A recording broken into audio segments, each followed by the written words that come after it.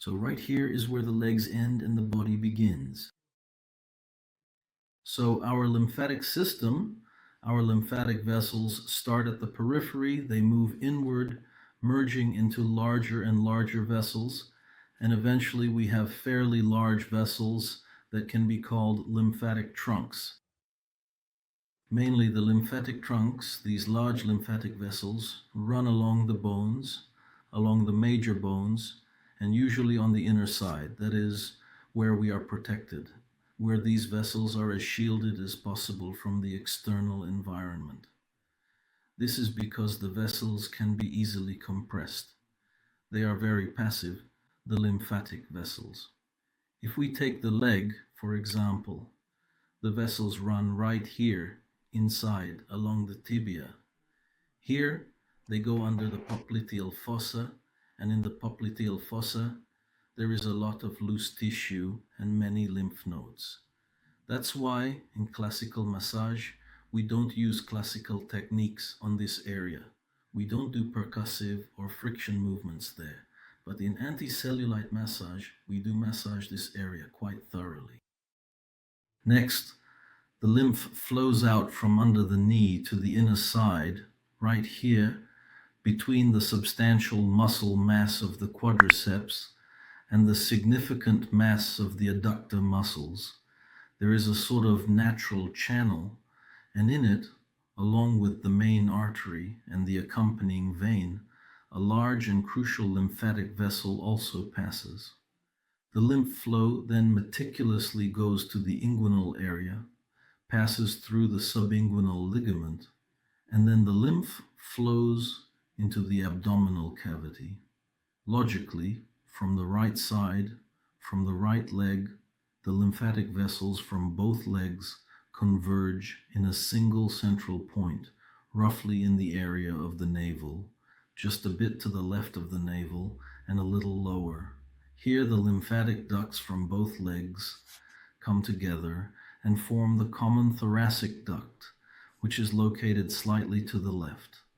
This thoracic duct then goes up into the chest cavity and enters the area of the diaphragm, passes through the diaphragm, and just before reaching the diaphragm, about 2 finger widths to the left of the navel and in the upper third of the distance to the chest cavity, there is a significant expansion of this duct called the cisterna chili.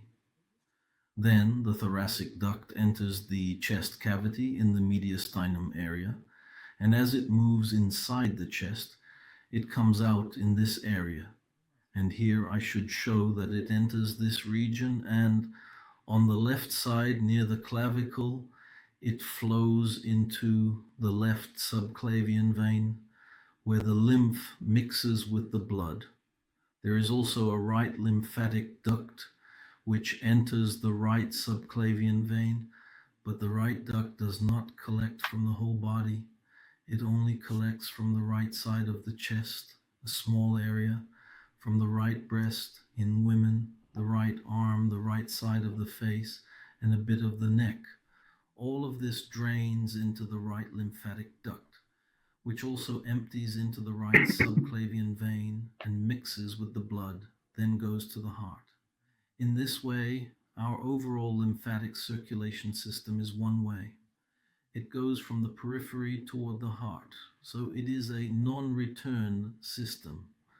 Roughly speaking, you can think of it as a branch of the circulatory system, which is why we often say blood-lymph flow, combining them, because the lymphatic system assists the circulatory system in evacuating heavy molecules. This is related to the immune functions of the lymph, its transport function, and in particular, the osmotic pressure of the lymph, which is called oncotic pressure. This is where the word oncology comes from, because it is through the lymphatic pathways that everything spreads. For this reason, doctors now remove lymph nodes along with the diseased organ. So, how is drainage organized? First, we need to clear the central lymphatic ducts. That is, we need to empty them as much as possible. Why? to increase the absorption capacity of the lymphatic system, because if it is already full of lymph, there is nowhere for new lymph to go. The lymphatic system is very low pressure. Lymph barely moves at 2 to 4 millimeters per second, much slower than blood. Therefore, we can easily stimulate lymph movement by causing redistribution.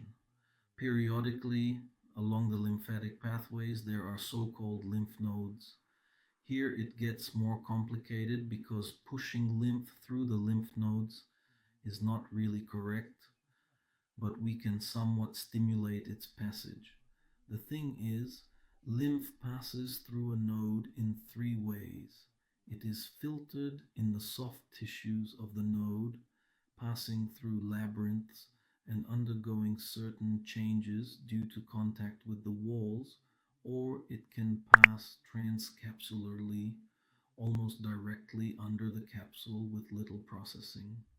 Each lymph node collects lymph from a specific area, from a certain number of lymphatic ducts. Sometimes 5 or 6 flow in, but only 1 or 2 flow out, no more.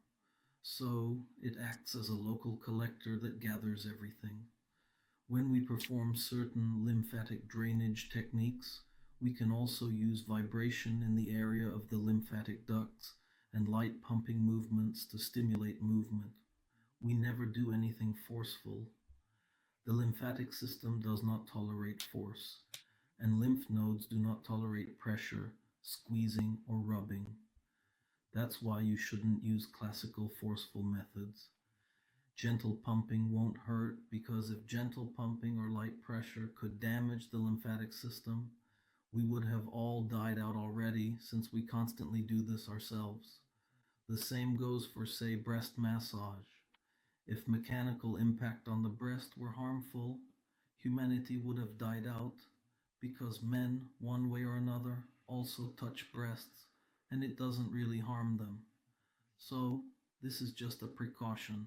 Not only can you, but you should massage the breast, especially large ones. But that's a bit of a digression. So here we have, what is the task? Where exactly do we begin to effectively clear our vital lymphatic pathways? Should we start at the very initial beginning, at the precise point of origin, or perhaps closer to the specific place where these crucial pathways ultimately flow into the main vein, so to speak, for optimal results, at the point where they merge? Of course, because if it's blocked here, then nothing will flow from there, right? Moreover, you know the law of pressure transmission in a system. That is, pressure is transmitted instantly. So if I block it right here, the lymph flow stops instantly right here as well, just like that. Just imagine, here's a long pipe, 5 kilometers long. Water is flowing through it, right? It's flowing, and then 5 kilometers down the line, I block it, turn the valve, stick my finger in the pipe. Right there, 5 kilometers away, the water will stop at the exact same moment, right? Because it will stop flowing. Water is incompressible. It's not like it will travel a couple more meters. It stops immediately. It's exactly the same here with us. So if there's a blockage here, the lymph is stopped everywhere. Now let's get back to the important concept of a collector. A collector is, for example, an essential organ or some structural unit that can effectively redistribute our fluid flow within the system. In this case, we're talking about lymph. So what are the collectors here? The collectors here are the pectoralis major muscle, the clavicles and the tissues attached to them. Also, the rib cage itself acts as a collector here, as does the diaphragm. And of course the abdominal cavity, but we'll get to that later. So for now we're focusing on this upper part. Which collector is the most important here? The most important collector is the attachment points, the clavicles. And pay attention, look, you see right here, in this case with our models, you can see it's almost immobile here, of course, but it moves well in this direction. Can you see? But it doesn't move this way. That indicates there's tension here. The same goes here. It doesn't go this way, but it does go this way. Next, right here, if you feel with your fingers like this, here we have the junction of the manubrium and the body of the sternum. Here's the little joint. Here is our first rib, and right here between the first and second ribs, we have the first gap. These are essentially the areas through which we can influence, meaning the area near the clavicle, and this first intercostal space. These are the places where we can have a global effect on the entire lymphatic flow. So this is the very first and most important collector. That's why here we need to open all of this up completely. So we need to work on the pectoralis major muscle, which in particular attaches here to the clavicle as well. It is absolutely essential that we meticulously develop the comprehensive mobility of the skin, particularly in the surrounding areas, and also focus on the specific anatomical points where the various muscles firmly attach to the sternum, which is the flat bone located in the central part of the chest and extending to the costal cartilages, which are the bars of cartilage connecting the ribs to the sternum. Consequently, it is equally crucial that we diligently ensure that the clavicle itself, commonly known as the collarbone, possesses and maintains a sufficiently free and unrestricted range of motion and overall mobility. Here, as you can see, when I try to move the clavicle, it doesn't even budge. You can place your hand here for control, and there is a slight movement, but not much. And here it's important to notice how the ribs are raised. Can you clearly see it? So, there are a significant number of inherent tensions present here that should ideally be effectively released. For the comprehensive technical approach to all of this intricate process, I have based it entirely on two distinct and fundamental techniques. I use the rolling technique, which is my personal method, where we sort of roll, but can work through the layers, rolling the tissues. And I added the technique of rhythmic rocking. So I'll probably release a short film soon where a full body massage is performed specifically using rhythmic rocking. So we do everything in such a way that the whole body is moving, swaying, and relaxing to a certain rhythm. Holistic. Almost like holistic pausing, yes, almost like that. But in this case, our focus here is, so to speak, on achieving our goals. Why? The merging of these techniques. First of all, these rolling movements sort of roll the tissues under the hand at different depths. They will help the lymph flow gently. Second, if we imagine that instead of a girl here, we have a long rubber hose, and I shake it like this. You see, the pressure wave travels all the way up to the head. Now, if we fill the hose with water and I start shaking it like this, what happens? A wave-like motion occurs. We have liquid inside. So the liquid follows the wave, right? As the wave propagates mechanically, it starts pushing the liquid along. Is that clear? So, by taking these two techniques as a basis, I achieved a pretty decent result, which I called wave drainage. But we started according to the principles of regular lymphatic drainage, which has been described since the time of Fodor, since 1936. So, at first, naturally, we work through the given region. We move lower. What do we need to work on here? As I already mentioned, the clavicle, the pectoral muscle, the minor pectoral muscle. This is what we work on here, mobility. Next, we need to work on the chest, so to speak. That is the mobility of the chest. We need to restore, as much as possible, the so-called breathing wave. So, what does this mean? The thing is, under normal circumstances, the act of breathing should be accompanied by good movement of the chest. And here, the breathing wave passes through just a little bit. This is one of our most important patterns. And at the same time, lymph flow also passes through there. And so the rhythmic breathing wave is one of the crucial factors that, let's say, significantly helps the lymph fluid pass through the chest cavity. Is that perfectly clear? Now, when we work in real life, well, here it's clear we're in a training setting, but in an actual office, of course, there won't be a bra. Wearing one is inappropriate during body correction. In general, for those who feel shy, you can always place a scarf or something, but usually it's not an issue. So I will demonstrate while, of course, respecting our model's modesty. The rolling technique will be a little distorted, of course, but overall, you'll get the idea. So for example, when I position myself, let's say I'm working right here, this is the attachment point where it connects to the sternum. And accordingly, this area is very important. This is the attachment point of the pectoralis major muscle, the upper bundle, but it can be pinched. And right here in the padding is its end, the attachment point. Next, the deltoid muscle attaches here. So, in the rolling technique, we create a wave of movement and we do it layer by layer, right? We start with light movements. At this point, it's not really a roll yet, I'm just shifting. But here again, since we're doing enveloping movements, we have a return motion, so to speak, right? You press down, right? I don't know, ask the model. And on whom?